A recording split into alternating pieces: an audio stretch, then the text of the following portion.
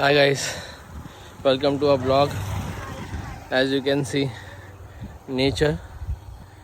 So just did some exercise in early morning, and that's really good.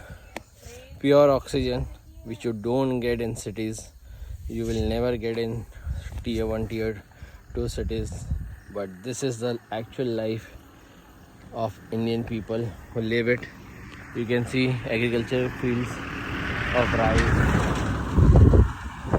till, and you can see obviously the sunrise. So I walked almost 1.5 to 2 kilometers, and still more to go on this particular road. As you can see, if in Bombay I walk for like nearly 10 minutes, I feel like I have walked for a 2 kilometers, but here I feel like we can walk more. So this is the life everyone should live, but you need to make a lot of money to get retired early. So focus and work on that. Have a great day. See you. Take care. Bye. Guys, welcome back to Wasim Museum. I'm showing you the real India. People, villages,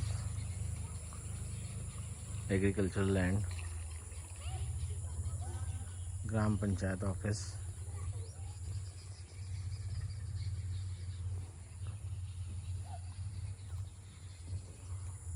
Sounds of birds, clearly visible sunset,